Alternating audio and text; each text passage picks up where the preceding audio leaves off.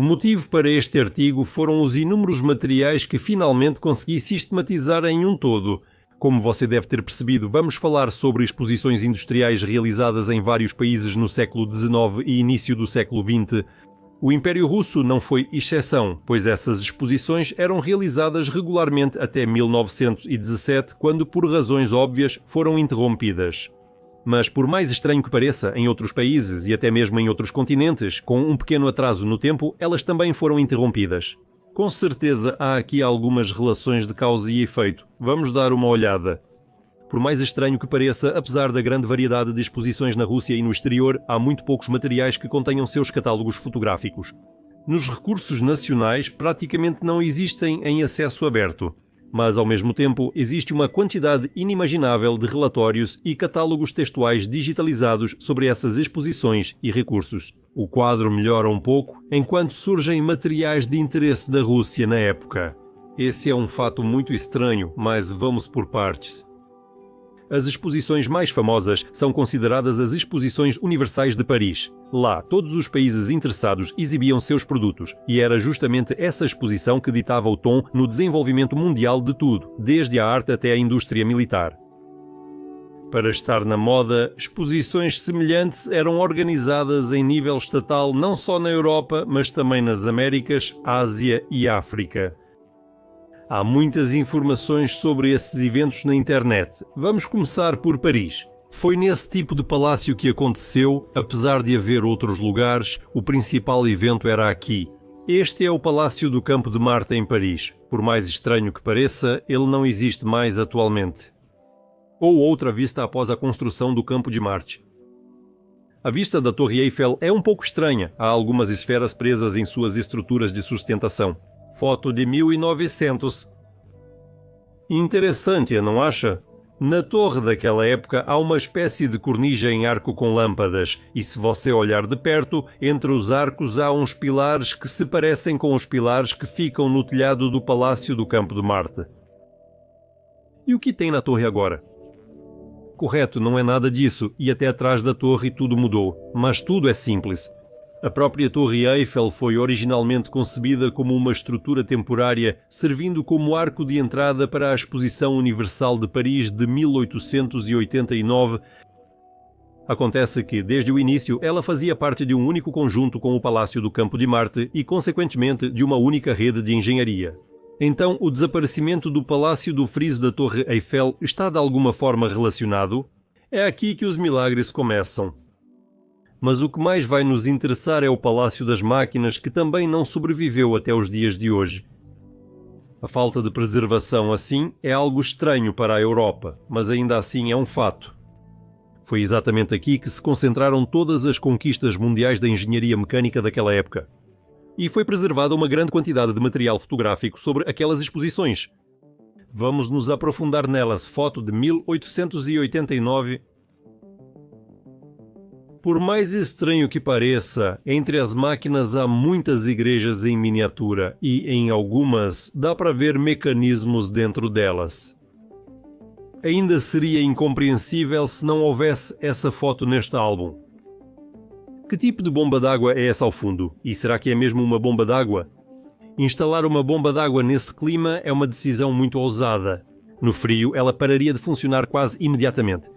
Muito provavelmente é algum tipo de estrutura em forma de cúpula modernizada que de alguma forma influencia os pilares localizados no telhado do prédio ao fundo.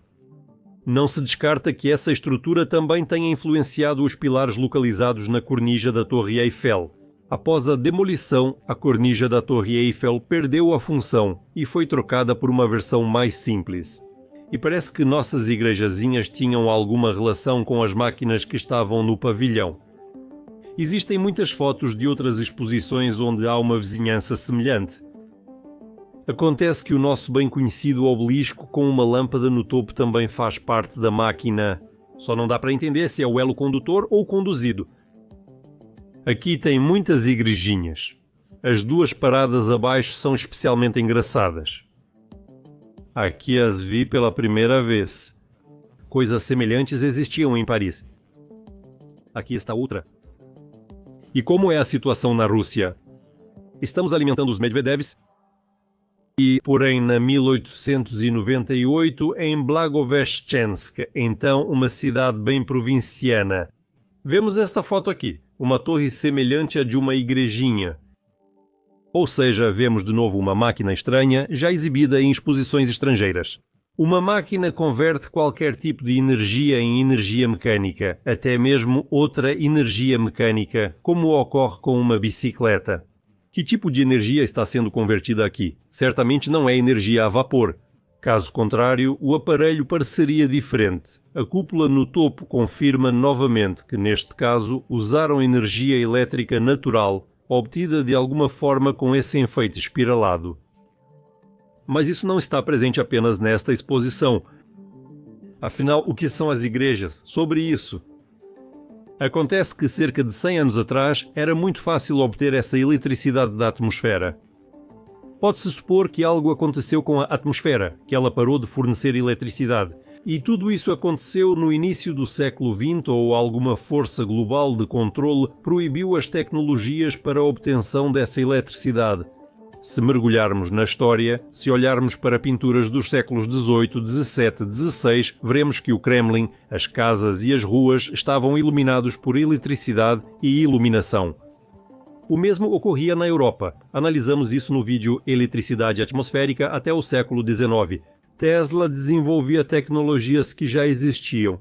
Talvez ele tenha sido a única pessoa a quem isso foi permitido, mas depois da sua morte, essas tecnologias foram cuidadosamente removidas. Até pouco tempo, os mestres guardavam os segredos de obtenção e uso de energia barata. Por isso, algumas forças destruíram tanto o equipamento quanto os pavilhões de exposição e bagunçaram a mente de todos por 5 gerações.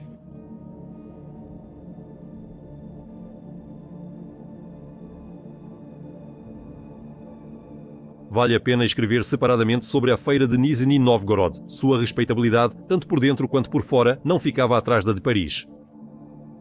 E o que você acha que existe agora no lugar dela? Correto, só um terreno baldio no bairro Konovinsky, em Nizhny Novgorod.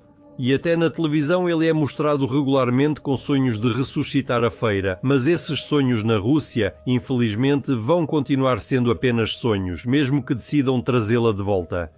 Lá no fundo, eu até admito esse pensamento, mas igrejinhas e pilares como esses nunca mais serão construídos, porque não é permitido. E isso é decidido em um nível global. Os pilares, como vocês entenderam, são aqueles que ficam nos telhados dos pavilhões. Esses pilares têm um pequeno segredo, graças ao qual eles podem acender as lâmpadas preenchidas com gás. Mais ou menos assim. Para ilustrar, vou mostrar uma foto dos mesmos salões de exposições de Paris após 1920. Como vemos, não há igrejas e a exposição seguirá por alguns anos até que todos os pavilhões sejam demolidos. É 1923 e tudo segue igual. Os pilares no prédio estão mais como decoração, já que na parte de baixo não está presa nenhuma cápsula com alguma substância. E em todo lugar há uma iluminação elétrica monótona, feita do jeito que é hoje em dia. Não veremos a feira de Nizhny Novgorod por um bom tempo. Até à próxima. Ops, encontrei mais uma foto da exposição e ainda não consegui descobrir que máquina está nela. Se alguém souber, por favor me avise e ficarei muito grato.